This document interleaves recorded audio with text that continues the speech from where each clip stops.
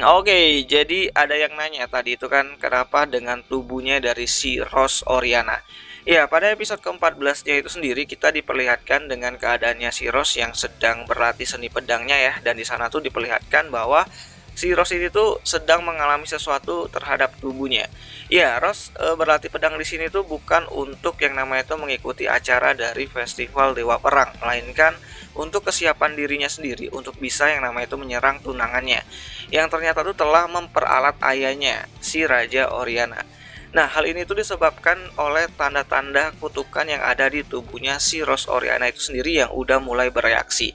Ya, jadi yang terjadi pada tubuhnya si Rose itu sendiri adalah tanda-tanda bagi orang yang kerasukan iblis diabolos. Ya, hal yang sama yang pernah dialami oleh si Alpha dan juga para anggota Shadow Garden yang lainnya gitu kan sebelum nantinya disembuhkan oleh si Shadow itu sendiri. Namun tanda yang diterima oleh Rose ini tuh masih belum cukup parah ya. Jadi masih kayak tanda-tanda gejala awal itu sendiri yang mana Rose ini itu ya bakalan melakukan sesuatu karena menganggap bahwa dirinya itu punya waktu tuh sedikit banget gitu.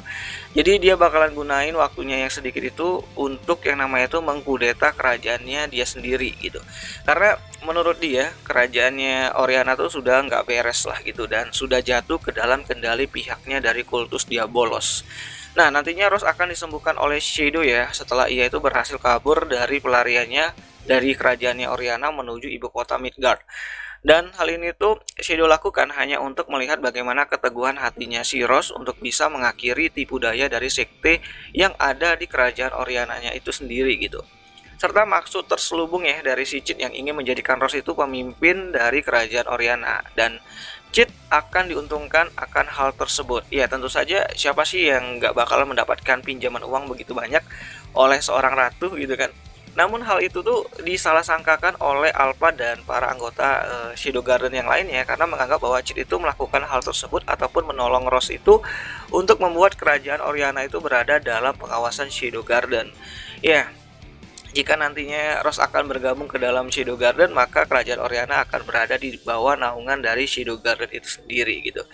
Nah, jadi intinya apa yang terjadi ataupun yang dialami sama tubuhnya dari si Rose Oriana itu adalah tanda-tanda dari kerasukan iblis, hal yang sama yang pernah dialami oleh si Alpha dan juga para anggota Shadow Garden yang lainnya. Jadi nantinya dia bakalan mengalami gejala-gejala kerasukan dan membuat tubuhnya itu berubah kayak gumpalan-gumpalan daging mentah gitu lah.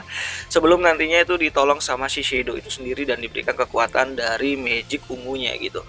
Dan ya itu sajalah dulu mengenai penjelasan mengenai tubuhnya dari Rose Oriana. Jadi jika ada yang salah, kalian bisa bantu aku dengan mengkoreksinya di kolom komentar dan sampai jumpa di pembahasan anime lainnya. Gianni.